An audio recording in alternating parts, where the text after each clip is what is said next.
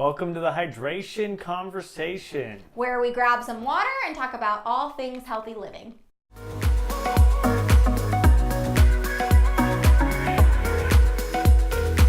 So today, we're talking ambition and turning that into passion. New Year's came.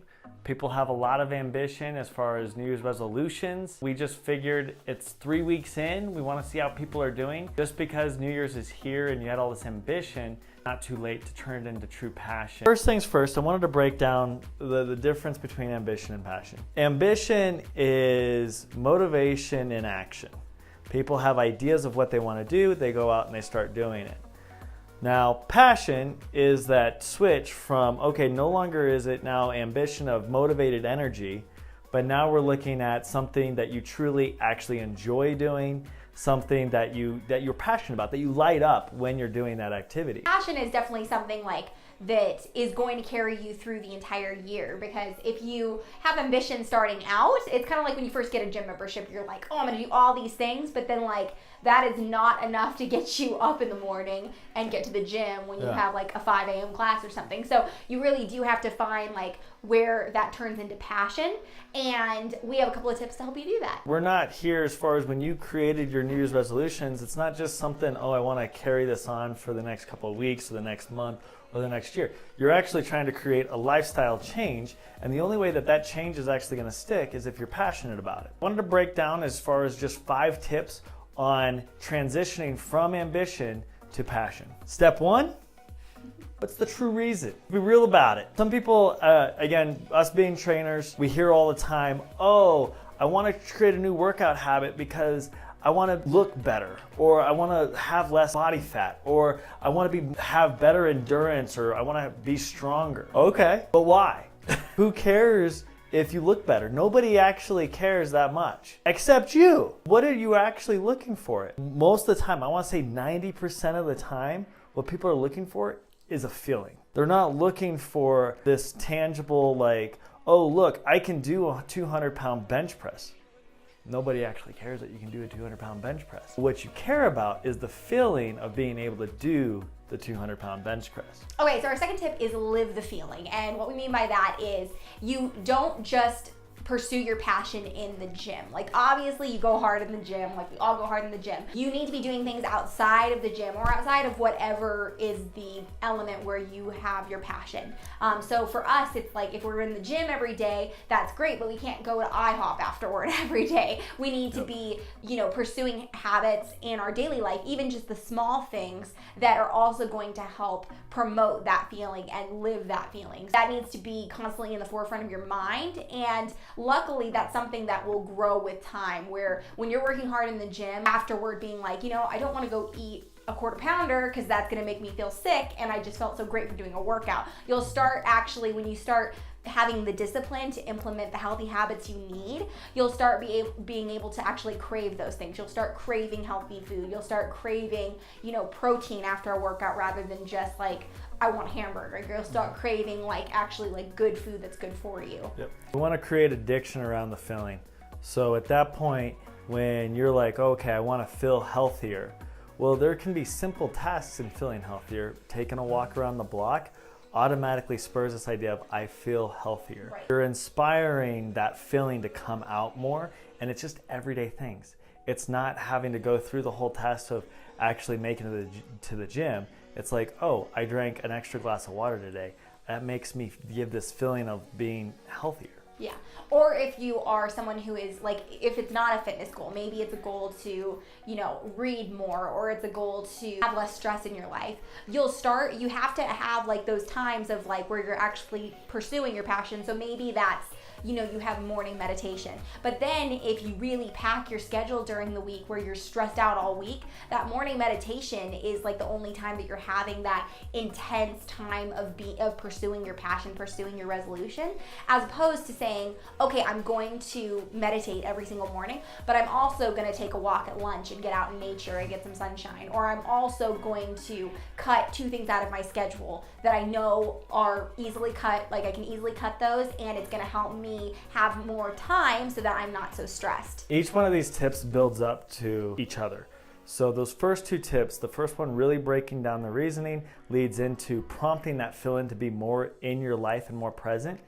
This third tip here is we want to identify with the future you. Now this is a very important piece, because if you don't think about who you truly want to be in the future, then it's hard to get yourself there. If you don't have a destination to get to, how are we going to take the correct road to actually get to that destination? This is kind of more an idea of looking at the true you that you see in yourself. So you want to push through it. Maybe it's a meditation thing that you do, maybe it's in a journal, maybe it's something, but you want to have a tangible representation of what you see yourself looking like in the future. Really coming down and being like, this is who I want to be, and this is who I'm going to identify myself in the future.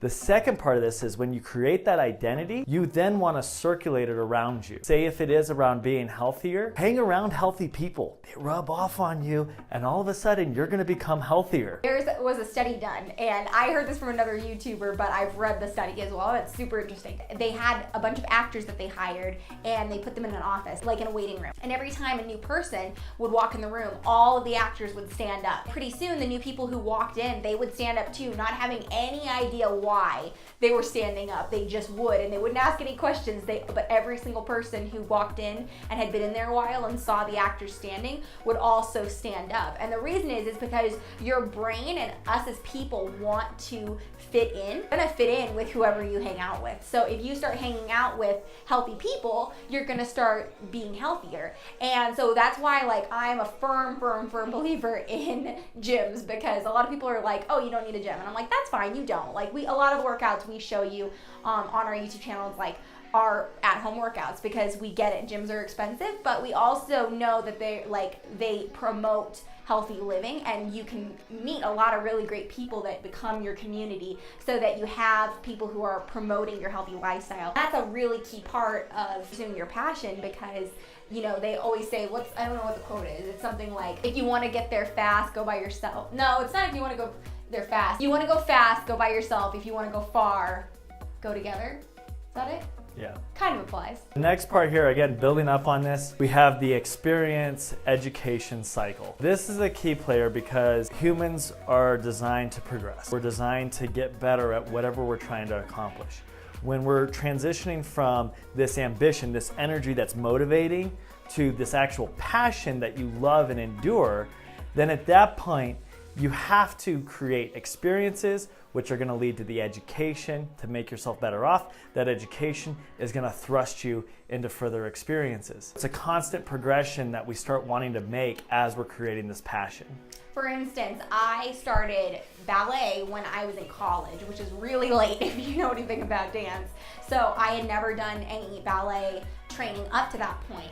But in college, I started hanging out with a lot of people who were in ballet. That's where I met Daniel. And a lot of, I met a really close friend, a friend of mine now who, she was a ballet dancer, and we started hanging out a lot more. Now she's one of my really close friends, and I hung out with people who were doing that, started going to dance class regularly, met a lot of people there, so I found that community that we talked about before. But then on top of it, I started getting better. So then I started being able to be in shows and recitals and just things like that, and then I was able to progress in classes. I started finding other forms of dance that I liked too, because I had always just done hip hop, and so then I started doing modern and lyrical styles and just things like that. At that starting point, I learned, and then I got to do other experiences, and I just kind of began that cycle.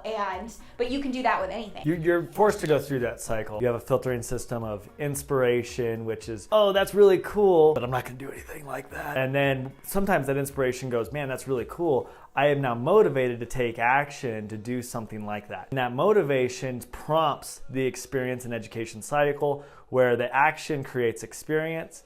The experience leads to education. Sometimes that education is painful and you decide never to do it again. Or that experience leads to something like, man, that was difficult but a lot of fun. Let's try to make that a little better this next time around. And that's where we want when we create passion, because underneath that, that's where our passion sits, and that's where people come alive. Okay, so our last tip is having a growth mindset. And there's full-on books about this concept, but the gist of it is realizing that with experience, you're going to have failure, but failure is different than quitting and giving up. So it's okay to fail and giving yourself permission to fail, because we're never pros. Like, it was embarrassing being like 18 in a ballet class, because a lot of the dancers there have been dancing since they were 6, like have been in ballet class 6 times a week since they were 6. And so shut up. Get it, you're good at everything, shut up. But if I had given up and been like, oh, that was embarrassing, I'm never gonna do that again, I would have missed out on so much growth and so many like awesome experiences, not to mention the fact that I got better. I remember the very first time that my dance teacher told me I could do the harder combo, because they had like kind of the beginner group, and then they had the group that had been dancing a while, which was Daniel and like one other of our friends, and they were always allowed to do the tougher combos, and I was in the beginner group, even though I was kind of like mid-level because I had some dance training. And the first time she was like, Madison, you can do the tougher combo, I was like ecstatic. And then I remember I stayed a good like 4 or 5 hours after class in the dance studio practicing the combo, because I was like, next time I'm gonna have it down like perfectly, because obviously I like tripped over myself and it looked ridiculous trying it the first time. But then the next time I did it, I was much better, and now I can do tougher combos because I continue to practice. So having a growth mindset is remembering that it's okay to fail. That shows commitment. Being willing to fail shows commitment. One thing that we hear from our dance teachers all the time is that you should never be the best one in the class, and that means like you should be in a tougher class if you're the best one there. And it's because people around you push you, but you also are going to push yourself, because again, it goes back to that concept of trying to fit into Tucker. The puppy dog is ready for attention. He wants to be on camera. He's very social. Mac could care less. I know, Mac's like asleep. He's asleep down here. That's what having a growth mindset means. It is constantly focusing on the fact that you're going to grow, but growth requires change, and it requires that you don't stay in the beginner class. It requires that you consistently are pushing yourself and consistently trying new things and consistently failing, because failure is how eventually you start leveling up. Eventually you'll stop failing, you'll level up, and then you'll try something harder. I always look back to a funny quote, maybe early 90s motivational speaker, Dr. Brown. If you fall down, make sure you fall on your back, because if you fall on your back, you can look up. And if you can look up, you can get up. Little cheesy, but at the same time, so true. The reality is, growth mindset is this idea of we're continuing to learn, we're continuing to push forward, and we're continuing to see progress, because once people see those successes build up, that becomes in itself addicting to keep you moving forward with this passion. It's no longer this ambition of, I'd like to do this, I want to really try to keep doing this. No, this is what I do. This is just what I do. I really enjoy it, and I think it's a lot of fun. That's where we want to be. Growth mindset is no longer beating your head against the wall and saying, man, I wish that this would really work for me, to being like, man, I'm really like progressing here, and I can see major changes going on, and this is exciting. Especially for fitness, growth mindset is so important. You don't see massive change in your body, especially if you're like going for weight loss or going for muscle building. You're not gonna see change in like even the first 6 weeks. Like, you will not see massive change. However, you will see push-ups are a little easier. Hey, getting out of my chair is a little easier. Or maybe I can go on a longer walk than I used to be able to go on. I'm able to chase my kids around the yard without like having to go sit down afterward. Or maybe I don't crave soda as much as I used to. Those are all little changes that you can start seeing immediately, but like the big body changes, having a lot of muscle build or losing the weight or whatever you're going for, those are things that come with time. It's really having to focus on like, okay, I set a goal for my... Tucker, what is your growth mindset? Can you have a growth mindset to not whine during our videos? No. I think he's like, I have all this ambition to take more walks, but I have owners with very little ambition to take me for more walks. Can you be quiet? We've really dived into growth mindset. One thing that I wanted to tie into, just riding her coattails real quick, is that idea of feelings. So when I'm training clients, I always tell them, here, I can make you feel better. I can make you feel more confident within a month as far as training goes. But those physical changes as far as the weight loss, the body fat percentage, those are going to take more time to start noticing. The reality is it starts with feeling and it ends with feeling, because that's really what we're after. Progressions, I mean, those are key in really launching yourself from ambition to passion. Ready for bonus round? What's bonus round? Bonus round. You gotta tell me what we're doing before we start the video. Bonus tip here, have fun. If you're not having fun, I doubt you're gonna be very passionate about it. If you're feeling pain about whatever you're doing, you're gonna be like, that sucks, I'm never gonna do it again. That's the thing too, yeah. If you don't enjoy it, like if I had not enjoyed ballet and I was like, this is boring and I don't like it, I wouldn't have kept doing it. And like sorry. He's a very needy one. He's very needy. Just like me, he takes after me. Very needy. Having fun is going to be like such a huge motivator. And I know so many people that have like launched their fitness journeys solely on finding something they enjoy that required them to be in shape. So for instance, people who find they're like, I really enjoy doing Spartan races. Like they love, like that takes a ton of training before you can go do a Spartan race. Like we never recommend Spartan races to people unless they have been speaking from experience, this guy, he like literally was so sick after one Spartan race from not training properly that like that was like enough to be like, okay. And he had done one before, but this was like the second tier. Oh, I'm just gonna jump in it and I'll be fine. I'll survive. No, it requires tons of training. Double patty burger the night before. And like a couple of probably beers. washed it down with a beer, and then the next day I go to race and completely dehydrated. It was so 95 bad. degrees out. Oh.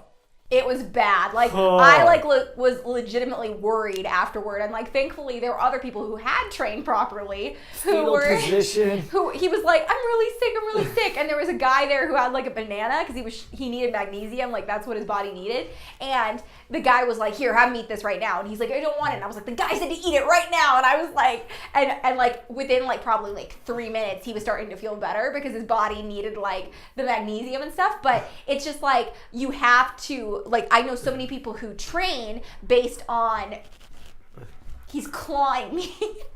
Tucker, we are in the middle of filming. We are in the middle of filming. No. He's like, I need to walk. I am highly motivated and I want to go right now. No. So stepping on that, we can use that as a great example for what we've been talking about. This video's ended up a little bit longer than I anticipated, which is fantastic if you're sticking with us. Bless you. But what she just talked about is experience versus education. And the embarrassing part on me is I've done multiple Spartan races. I know better than to trash my body the day before. At the same time, all that education meant nothing because of my cockiness. It's okay to be confident, but when you get cocky and you think, oh, I got this, I don't need to, whatever, and then you go in, you're gonna end up with an experience that's not enjoyable, and you're either gonna learn from it and change it, or you're gonna say, I quit. Tell me, quitting is never fun. If you got that ambition, you have it for a reason, stick with it, keep fighting. You've got this. Let it build into some passion. I'll drink to that. Cheers. He likes ice water. So we'll see you guys next time. We hope you liked this video. If you did, please give it a thumbs up. Don't forget to subscribe and click the notification bell. And we will see you next week for the next hydration. Hydration conversation. I always have a hard time saying it. Stay hydrated.